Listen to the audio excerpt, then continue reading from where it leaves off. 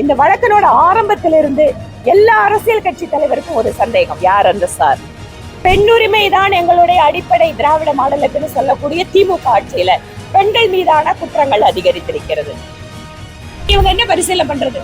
இனி மக்கள் பரிசீலனை பண்ணுவாங்க, இவங்களுக்கு ஓட்டு போடுறதா வேண்டாமா? அதுதான் நடக்கிறது. அதை எப்படி அவர்கள் அடுத்த கட்டத்திற்கு எடுத்து செல்கிறாருங்கிறது பிஜேபி கிட்ட இல்ல, அது பாமக கிட்ட இருக்கு. தேசிய ஜனநாயக கூட்டணியில் அவர்கள் இருக்கிறாங்க அப்படிங்கிறதுல எந்த மாற்றமும் இல்லை. அதை எப்படி அவர்கள் அடுத்த கட்டத்திற்கு எடுத்து செல்கிறாருங்கிறது பிஜேபி கிட்ட இல்ல, அது பாமக கிட்ட இருக்கு. அதனால அந்த தேர்தல் நெருங்குகின்ற பொழுது, கூட்டணி தொடர்பான கூட்டங்கள் நடைபெறுகின்ற பொழுது இதை பத்தி எல்லாம் நாங்க எதுவும் கருத்து சொல்ல முடியும். நான் தேர்தல் கமிஷன் இல்லைங்க, இல்ல நான் அந்த கட்சியினுடைய நிர்வாகி இல்லை, நான் எப்படி அதுக்கு பதில் சொல்றது? யார் அதுல எப்படி ஒருங்கிணைஞ்சு எல்லாத்தோட ஆதரவு எடுக்கிறாங்க, இல்ல எப்படி அந்த கட்சியினுடைய பலம் இருக்கு, யாருகிட்ட இருக்குங்கிறதெல்லாம் அது அந்த கட்சி தான் முடிவெடுக்கும். பல்வேறு கொலை வழக்குகளை விரைந்து முடிக்க போலி குற்றவாளிகளை தமிழக அரசு கைது பண்ணியிருந்தா இபிஎஸ் கருத்து அதற்கான வாய்ப்புகள் இருக்கிறத நாங்க பாக்குறோம். ஏனென்று கேட்டால், குறிப்பாக அண்ணா பல்கலைக்கழக மாணவி விஷயத்துல விரைவாக நீதி வழங்கப்பட்டிருக்கு. ஒரு விதத்துல ஒரு பெண் வழக்கறிஞராக நான் பார்க்கிறேன், உண்மையாகவே குறைந்த காலத்தில் இந்த அளவுக்கு ஒரு கேஸை விரைந்து முடித்து ஒரு தீர்ப்பு வழங்கப்பட்டிருக்கிறது. ஆனால் அதே சமயம் இந்த வழக்கினோட ஆரம்பத்திலிருந்து எல்லா அரசியல் கட்சி தலைவருக்கும் ஒரு சந்தேகம், யார் அந்த சார்? அதற்கான கேள்வி, அதற்கான அந்த தீர்வு, அது தொடர்பாக எழுந்திருக்கக்கூடிய சந்தேகங்களுக்கு தமிழக அரசினுடைய காவல்துறை சரியாக பதில் அளிக்கவில்லை என்பது எங்களுடைய கருத்து. யாரையோ காப்பாற்றுவதற்காக யாருக்கோ ஒருத்தருக்கு தண்டனை கொடுக்கிறார்களா அப்படிங்கிற சந்தேகம் ஏன் வந்திருக்கிறது என்றால், ஆரம்பத்திலிருந்து இந்த வழக்கிலே பல்வேறு முக்கியமான நபர்கள் எல்லாம் அந்த குற்றவாளியோடு இருக்கின்ற புகைப்படங்கள், அவர்களோடு அவர்களுக்கு இருக்கின்ற உறவு, அது மட்டும் இல்லாமல் அவர்கள் போனிலே பேசிக்கொண்ட போது இருந்த வாசகங்கள், இவற்றை பற்றி எல்லாம் தெளிவான எந்த விளக்கமும் இல்லாமல் நாங்கள் நீதி கொடுத்து விட்டோம், தண்டனை கொடுத்து விட்டோம் என சொல்வது எங்களுக்கு ஒரு சந்தேகத்தை ஏற்படுத்தி இருக்கிறது. ஒரு கூட்டணியில ஒரு அரசியல் கட்சி வருதா இல்லையாங்கிறது எல்லாமே அது அந்தந்த காலகட்டம் வரும்போது தான் சொல்ல முடியும்.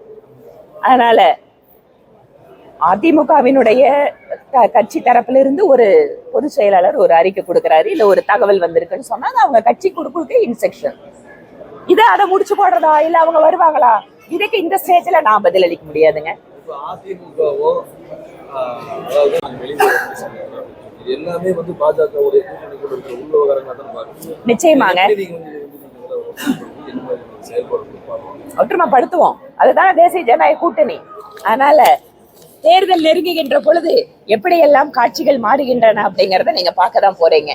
இரண்டாவது, எல்லாவற்றிற்கும் விட மிக முக்கியமாக நாங்கள் பார்ப்பது, திராவிட முன்னேற்ற கழக அரசை இந்த ஆட்சியிலிருந்து அகற்ற வேண்டும் என்பதுதான் இந்த குறிக்கோள்.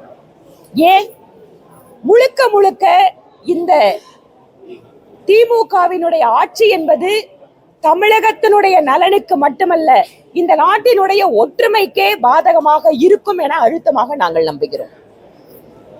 சோ ஆன்டி நேஷனல் போர்சஸ்க்கு ஸ்ட்ரென்த் ஆகிற மாதிரி இருக்கக்கூடிய கவர்மெண்ட்டை தமிழகத்திலிருந்து அகற்ற வேண்டும் என்பதுதான் எங்களுடைய நோக்கம். அதனால் அப்படி இருக்கின்ற பொழுது யாரெல்லாம் திமுகவை அகற்ற வேண்டும் என்று பேசுகிறார்களோ அவர்கள் எல்லாம் ஓரணியில் நிற்க வேண்டும் என்பது எங்களுடைய விருப்பம். அதற்காக தேசிய ஜனநாயக கூட்டணி ஒரு பரந்துபட்ட தளத்தை உருவாக்கி கொண்டிருக்கிறது. இந்த டைம் இந்த ராஜ்யசபா சீட்ல தமிழகத்துல மேலும் எதிர்பார்க்கலாம், யாரா இருக்கலாம் ஒரு வாய்ப்பு. ராஜ்யசபா எம்பி அப்படிங்கிறது எம்எல்ஏக்களுடைய பலத்தை வச்சு முடிவு பண்றது. இன்னைக்கு தேதியில எங்க கிட்ட 4 எம்எல்ஏ தான் இருக்காங்க.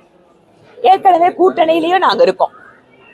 அதனால கூட்டணியில யாருக்கு கொடுக்கலாம், யாருக்கு என்ன பண்ணலாம், இல்ல எந்த கட்சி அதை எடுத்துக்கிறது அப்படிங்கறது எல்லாமே கட்சியினுடைய தேசிய தலைமையோடு கலந்து பேசி எங்கள் மாநில தலைவர் இது குறித்து முடிவுகளை அறிவிப்பார், சொல்லுவார்.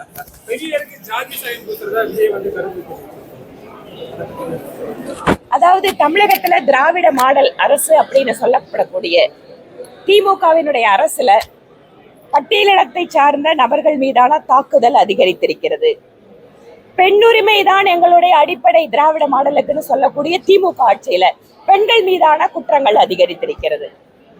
இந்த மாதிரி பெரியார் மண் அப்படின்னு பேசிட்டு பட்டியலின சகோதரர்களை எல்லாம் அடக்கி ஒடுக்குகின்ற செயலை திமுக அரசு செய்து கொண்டிருக்கிறது.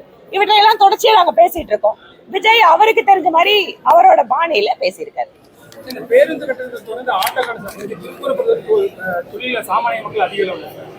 இந்த பேருந்து கட்டணம் ஆட்டோ கட்டணம் இது பரிசீலிக்கப்படும் அப்படின்னு போக்குவரத்து அமைச்சர் வந்து சொல்லியிருக்கு. அதாவது கட்டணம் குறைக்கப்படும் சொல்லுவாரா? பரிசீலிக்கப்படுனா என்னங்க அர்த்தம்? அதாவது குறிப்பா நீங்க கேக்குறீங்க, அதிகமா தொழிலாளர்கள் பயன்படுத்துற எளிய மக்கள் பயன்படுத்துகின்ற வாகனங்களுக்கு இந்த மாதிரி கட்டணங்களுக்கு உயர்வு அப்படிங்கறத தொடர்ச்சி அவங்க பண்ணிட்டு இருக்காங்க. அப்படி இருக்கின்ற பொழுது பரிசீலிக்கப்படுனா தீர்வு என்ன? இந்த கவர்மெண்ட்ல எதுக்குமே தீர்வு எல்லாம் கிடையாதுங்க. மின் கட்டணம் மாசம் ஒரு தடவைக்குன்னு வாக்குறுதி கொடுத்தாங்க, நடந்ததா? அரசாங்க ஊழியருக்கு வாக்குறுதி கொடுத்தாங்க, நடந்ததா? அரசாங்க மருத்துவர்களுக்கு வாக்குறுதி கொடுத்தாங்க, இது வரைக்கும் நடந்திருக்கா? இல்ல. இதெல்லாம் இன்றைய முதல்வர் எதிர்க்கட்சி தலைவராக இருக்கும் போது போராடுபவர்களுக்கு கொடுத்த வாக்குறுதி, இது வரைக்கும் நிறைவேற்றல. 4 வருஷம் முடிஞ்சாச்சு. இனி இவங்க என்ன பரிசீலனை பண்றது? இனி மக்கள் பரிசீலனை பண்ணுவாங்க, இவங்களுக்கு ஓட்டு போடுறதா வேண்டாமா? அதான் நடக்குது. துவக்குகின்ற வேலை அல்ல, எப்பவுமே தொடர்ச்சியாக செய்து கொண்டிருக்கின்ற வேலை. இங்க வந்து பூத் கமிட்டிகளை உருவாக்குறதோ, சக்தி கேந்திர கூட்டங்கள் நடத்துவது, இப்ப மாவட்ட நிர்வாகம் எல்லாமே புதிதாக அமைக்கப்பட்டிருக்கு. இப்ப மாவட்ட நிர்வாகத்தை தொடர்ந்து மாநில நிர்வாகம் வரும். ஆனால் தொடர்ச்சியாக அடிப்படை பணிகள் என்பது எந்த நிர்வாகம் மாறினாலும் தொடர்ச்சியா நடந்துட்டு இருக்கு. அதுல எந்த ஒரு குறைபாடும் கிடையாது. என்னங்க கட்டுப்பாடுங்கிற அளவுக்கு போறதுக்கு எனக்கு இப்ப வாய்ப்பு தெரியல. அது தொடர்பாக மருத்துவத்துறை தான் அதுல முடிவெடுக்கணும். அது கட்டுப்பாடு அவசியமா இல்லையான்னு நாங்க அதை சொல்ல முடியாது. ரெண்டாவது, கொரோனாவுக்கு ஏற்கனவே தடுப்பூசிகள் வந்து மக்களுக்கு எல்லாத்துக்குமே கொடுக்கப்பட்டிருக்கிற காரணத்தால வந்தாலும் அதனோட பாதிப்புகள் எந்த அளவுக்கு இருக்கும் என்னங்கிறதெல்லாம் அது மருத்துவர்கள் தான் சொல்ல முடியும். அதனால கொரோனா பரவுவதை தமிழக அரசு மனதில் வைத்துக் கொண்டு குறிப்பாக என்னென்னவெல்லாம் எச்சரிக்கை நடவடிக்கைகள் எடுக்கணும் அதெல்லாம் இப்ப இருந்து எடுக்க ஆரம்பிச்சிடணும். அதை நான் ஒரு கோரிக்கையா வைக்கிறோம். அதாவது கொரோனாவினுடைய பரவல் அதிகரித்துக் கொண்டு இருக்கும் போது சம்பந்தப்பட்ட துறையினுடைய அமைச்சர் அதற்கு முக்கியத்துவம் கொடுக்கணும். அவரு குடும்பத்தோட நேரம் செலவிடுறதோ வெளிநாடு போறதோ நாங்க தவறுன்னு சொல்லல. ஒவ்வொரு மனிதருக்கும் அவருக்கென்று இருக்கக்கூடிய உரிமைகள் இருக்கு. ஆனால் அதே சமயம் மக்களை பாதிக்கின்ற விஷயங்களை அந்த பொறுப்பில் இருப்பவர்கள் அக்கறையோடு பார்த்து கொள்ள வேண்டும் என்பதுதான் எங்களுடைய நிலைப்பாடு. இதுபோன்ற செய்திகளை மேலும் தெரிந்து கொள்ள எங்களது யூடியூப், ஃபேஸ்புக் மற்றும் ட்விட்டர் ஆப்களை சப்ஸ்கிரைப் செய்யவும்.